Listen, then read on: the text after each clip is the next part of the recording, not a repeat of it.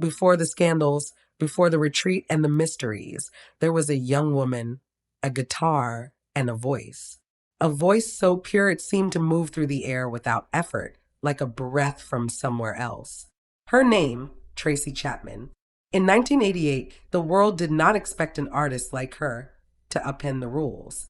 That year, popular music glittered on all sides: sequins, neon soaked videos, extravagant hairstyles, and hooks engineered for MTV.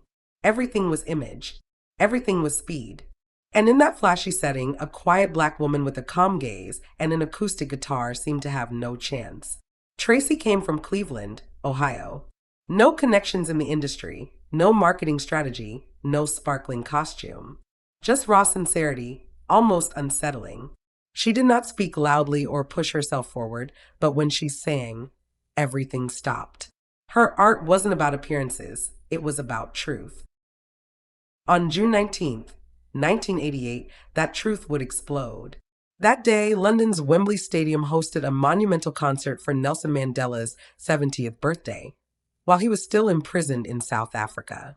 72,000 people in the stadium, 600 million viewers around the world.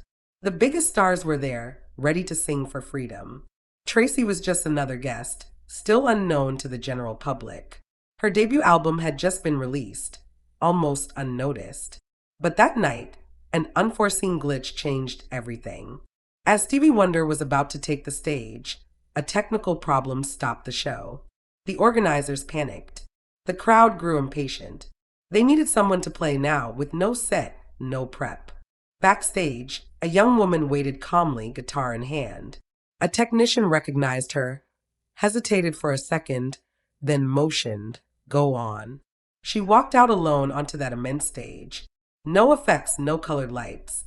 She sat, adjusted her mic, and gently picked the first notes. A few seconds later, a line floated through the speakers. "You got a fast car." The crowd froze. The noise died. Her voice, fragile and firm at once, filled the stadium. For about 4 minutes, it was as if the world held its breath. With no set, no backup singers, no artifice, Tracy Chapman reminded everyone that music's power lives in its truth. That improvised performance became legendary.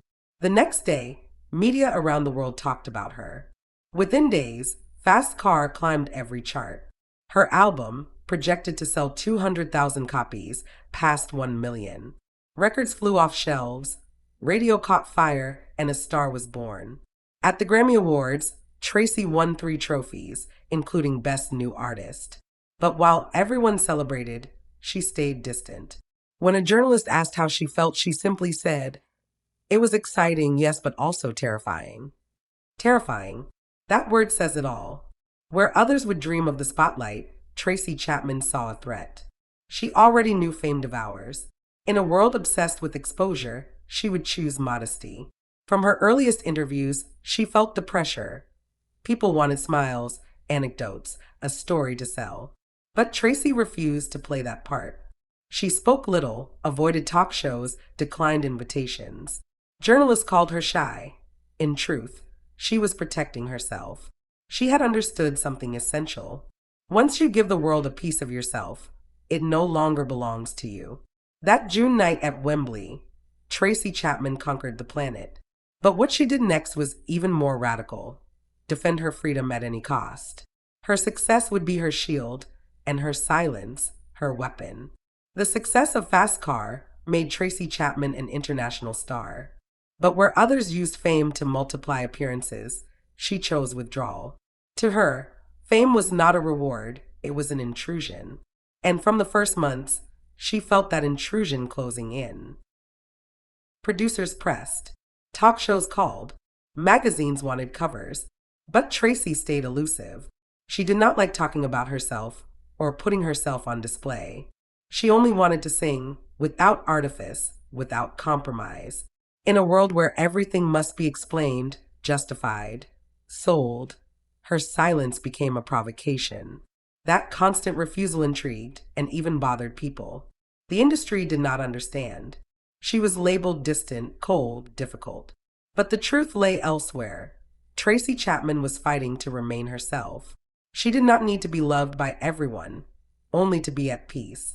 When producers demanded a second album, she refused to make a commercial product. She wanted a record that was sincere, intimate, raw. That was Crossroads in 1989, an uncompromising album, far from easy hooks. And against all odds, critics embraced it. Tracy proved success does not have to be loud to be real. Yet beneath the success, fatigue set in. Tours stacked up, interviews too. She smiled out of politeness, but her eyes betrayed the wear. In a rare interview, she said softly, "It's a lot of work, a lot of time away from home, and I like being at home." A simple sentence, almost ordinary, but it said everything. Tracy did not want a life stolen from herself. So, little by little, she faded from view.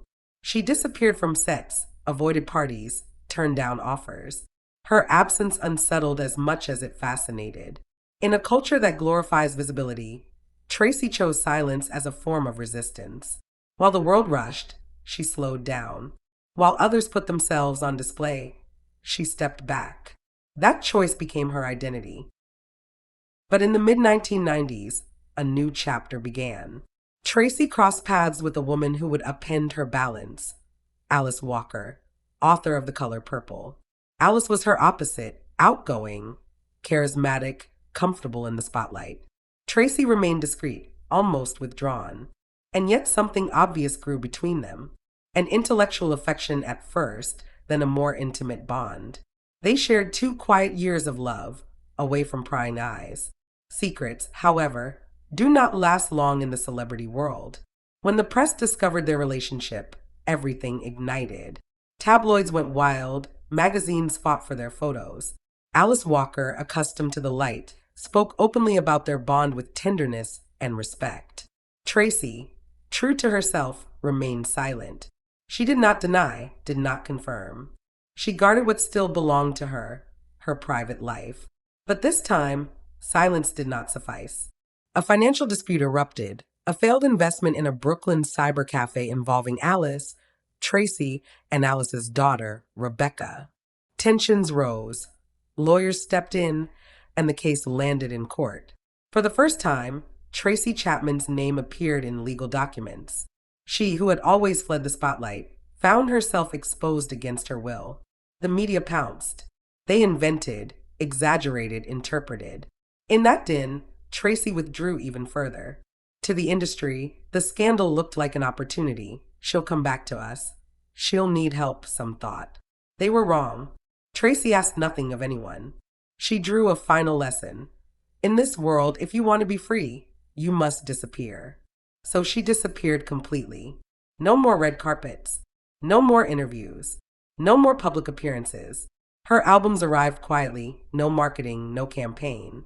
She sang only when she wished, with whom she chose. Every song became a confession, every word an act of resistance. The industry, baffled, eventually labeled her unmanageable. But Tracy Chapman never wanted to be managed. She never chased fame or fortune. What she wanted was the right to remain whole.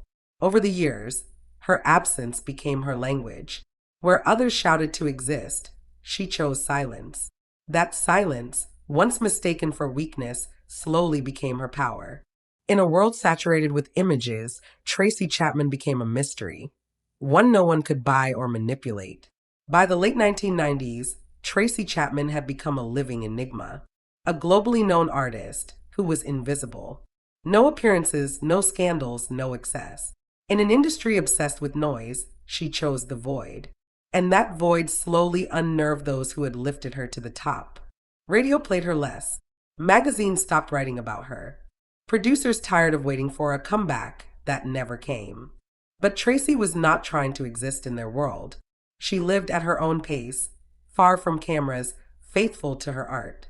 She wrote, composed, played, only when she felt the need. No pressure, no urgency. She no longer measured success in sales, but in inner peace. The 2000s arrived and everything changed. CDs vanished, downloads took over. Then came social media. Facebook, Twitter, Instagram, the world connected, displayed, exposed itself. Artists became brands, influencers, products. Fame was no longer earned on stage, but on a screen. To survive, you had to be seen, liked, commented on. Tracy Chapman refused that game. No official account, no posts, no promo videos. She never wanted her life to become a spectacle.